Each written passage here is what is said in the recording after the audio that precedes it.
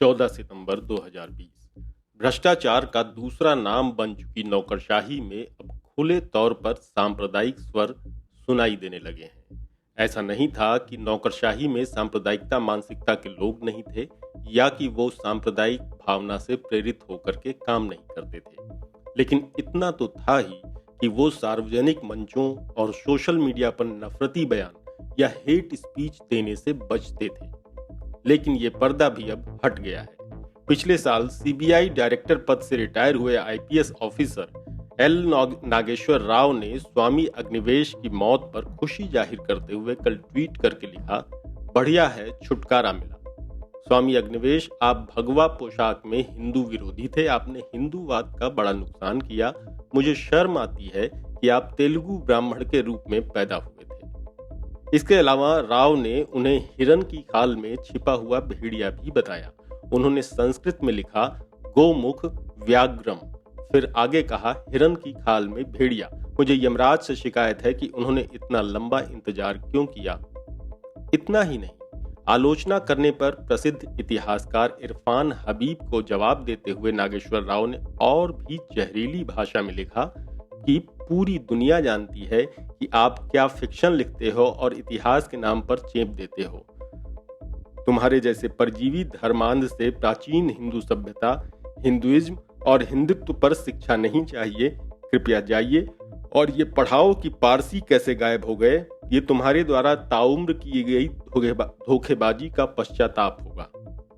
नागेश्वर राव के इन ट्वीट को पढ़ने के बाद माथा ठनक जाता है कि मुस्लिम समुदाय के लोगों के खिलाफ या उन लोगों के खिलाफ जो सांप्रदायिक नफरत और अंधविश्वास के खिलाफ होंगे, इसने बतौर सीबीआई चीफ या बतौर आईपीएस ऑफिसर क्या गुल खिलाए होंगे। मोदी सरकार के आने के बाद नौकरशाही में सांप्रदायिकता का ग्राफ बेतहाशा बढ़ता हुआ दिखता है। सतपाल सिंह और ओपी चौधरी जैसे नौकरशाहों ने भाजपा की सांप्रदायिक राजनीति को ज्वाइन करने के लिए अपनी नौकरी तक छोड़ दी और कई नौकरशाहों द्वारा रिटायरमेंट के बाद बड़ा पैकेज मिलते देख जैसे नौकरशाहों में ज्यादा जहरीला होने की होड़ सी लगी हुई है। 17 मई सन 2019 को महिला आईएएस और बृहन मुंबई महानगर पालिका की उप निगमायुक्त निधि चौधरी ने अपने ट्विटर हैंडल पर महात्मा गांधी के शव की फोटो लगाते हुए लिखा, गांधी की 150वीं जन्मतिथि को इतना विशेष करके क्यों मनाया जा रहा है। समय आ गया है कि भारतीय करेंसी से उनके चेहरे और दुनिया भर में लगी उनकी मूर्तियों को हटाकर उनके नाम वाली सड़कों और संस्थाओं का नाम बदल देना चाहिए। 30 जनवरी 1948 के लिए गोडसे को धन्यवाद। इससे पहले उत्तर प्रदेश में डीजी स्तर के सरकारी आईपीएस अधिकारी सूर्य कुमार शुक्ला राम मंदिर बनवाने को लेकर हुए कार्यक्रम में मंदिर बनवाने की कसम खाते हुए दिखे थे। 26 जनवरी 2018 को लखनऊ में हुए एक कार्यक्रम में मंदिर बनवाने के लिए शपथ ली गई। शपथ लेने वालों में होमगार्ड के डीजी सूर्य कुमार शुक्ला भी शामिल थे। बता दें कि सूर्य कुमार शुक्ला सन 1982 बैच के आईपीएस अधिकारी हैं। मुंबई कमिश्नर के पद से इस्तीफा देकर भाजपा की राजनीति को अंगीकार करने वाले सतपाल सिंह ने शिक्षा राज्य मंत्री रहते खुद को विज्ञान को वेद में खोजने वाले नरेंद्र मोदी क्लब में शामिल करते हुए डार्विनवाद और न्यूटन पर नारियल फोड़ा था। सतपाल सिंह ने चार्ल्स डार्विन के मानव विकासवाद को नकारते हुए कहा था कि स्कूल कॉलेजों के पाठ्यक्रमों में बदलाव की जरूरत महसूस हो रही है। डार्विन के इवोल्यूशन के सिद्धांतों को वैज्ञानिक रूप से खारिज करते हुए उन्होंने कहा था कि बंदर से इंसान बनने की डार्विन की थ्योरी गलत है और इसे नहीं पढ़ाया जाना चाहिए। हमारे किसी भी पूर्वज ने लिखित या मौखिक रूप में ये नहीं कहा है कि उन्होंने बंदर को इंसान बनते देखा है। इंसान दुनिया में शुरुआत से ही इंसान के रूप में आया था। इसके अलावा उन्होंने कहा था कि विदेशों के 99% विश्वविद्यालय हिंदुत्व की झूठी और जानबूझकर गलत अनुवादित परिभाषा पढ़ा रहे हैं। उन्होंने कहा कि वो एक किताब लिख रहे हैं और उसमें इस पर एक अध्याय होगा। केंद्रीय शिक्षा सलाहकार बोर्ड CABE की 65वीं बैठक में मानव संसाधन विकास राज्य मंत्री सतपाल सिंह ने कहा था कि गति के नियमों यानी लॉ ऑफ मोशन के न्यूटन द्वारा खोजे जाने से पहले भारतीय मंत्रों में इनके बारे में बता दिया गया था। इसलिए पारंपरिक ज्ञान को भी हमारे पाठ्यक्रम में शामिल किया जाना चाहिए। स्कूल कॉलेजों की इमारतों का वास्तु भी सीखने के लिए जरूरी है। ये बातें केंद्रीय शिक्षा सलाहकार बोर्ड में कही गई थी। बता दें कि शिक्षा के क्षेत्र में CABE सबसे बड़ा सलाहकार बोर्ड है जो शिक्षा नीति बनाने के लिए सलाह देता है। अब आप जान लीजिए कि नई शिक्षा नीति 2020 कैसे बनी होगी। 17 फरवरी 2020 को 154 प्रख्यात लोगों ने भारत को हिंदू राष्ट्र बनाने के लिए लाए गए मोदी सरकार के असंवैधानिक CAA और NRC के समर्थन में राष्ट्रपति को पत्र लिखा था। मजे की बात यह कि इसमें से 24 रिटायर्ड IAS, 11 रिटायर्ड IFS और 16 रिटायर्ड IPS शामिल थे। और हाँ, इसमें 11 रिटायर्ड जज भी शामिल थे।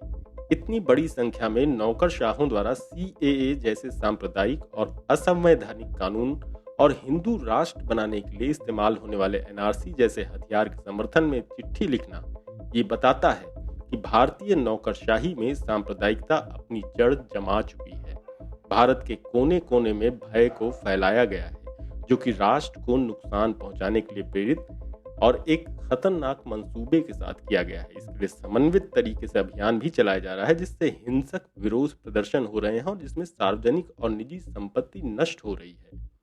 पत्र में आगे कहा गया है कि नागरिकों का कहना है कि हाल ही में बनाए गए CAA जैसे कानून तथा NPR और NRC के विचार के खिलाफ भ्रामक और कुटिल नैरेटिव गढ़ी गई है।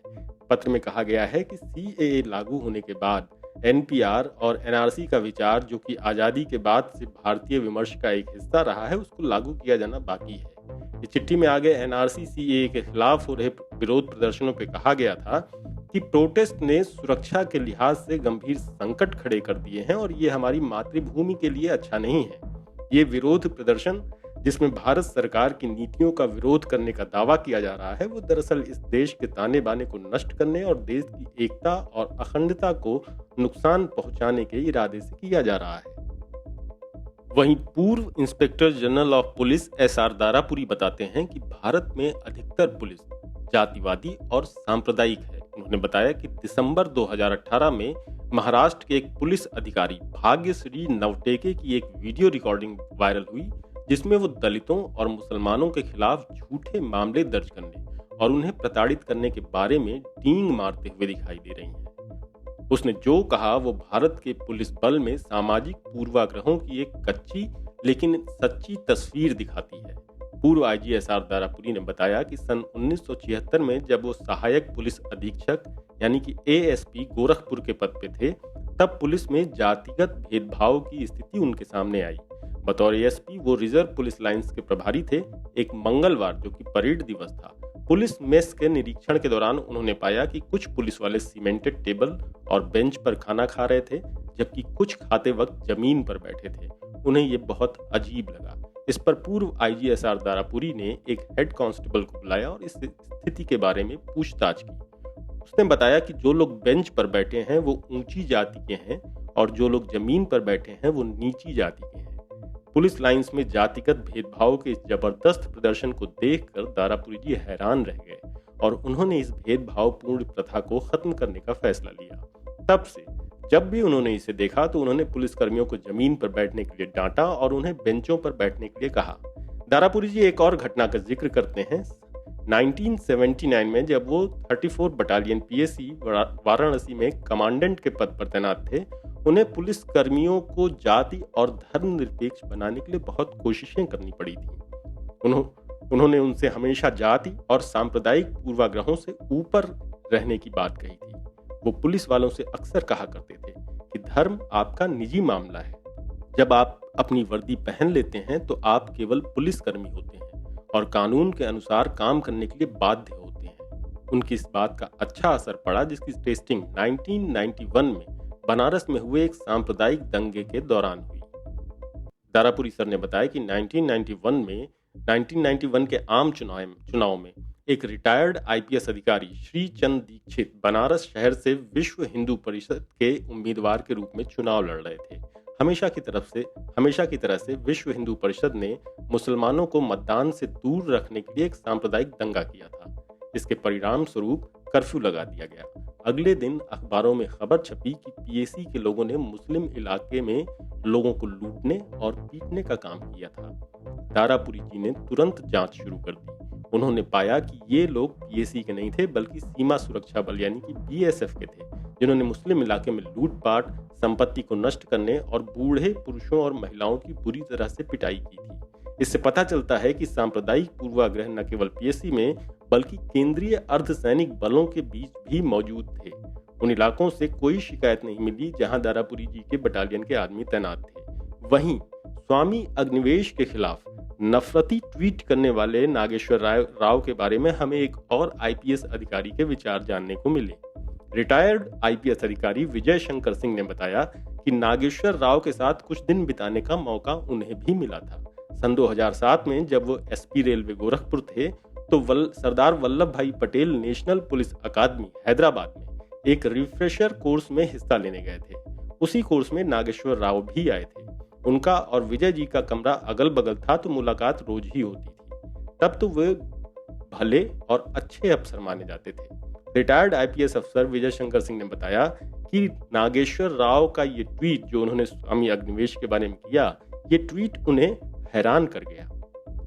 उन्होंने कहा कि नागेश्वर राव एक पढ़े लिखे और आधुनिक सोच के व्यक्ति हैं और वो कैसे किसी की मौत पर ऐसी दुर्भावनापूर्ण और अपमानजनक टिप्पणी कर सकते हैं।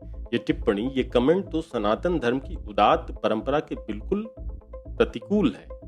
फिर आर्य समाज तो हिंदू धर्म की ही एक शाखा है जिसका मूल आधार ही वेदों की ओर लौटना रहा है।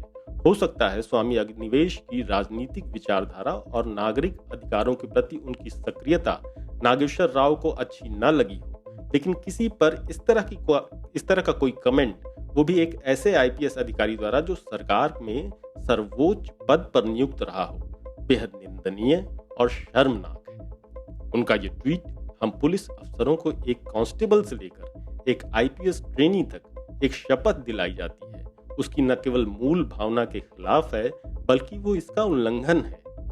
न केवल ये पुलिस शपथ का उल्लंघन है बल्कि हर गणतंत्र दिवस पर हर नागरिक द्वारा ली जाने वाली शपथ का भी उल्लंघन और अपमान है।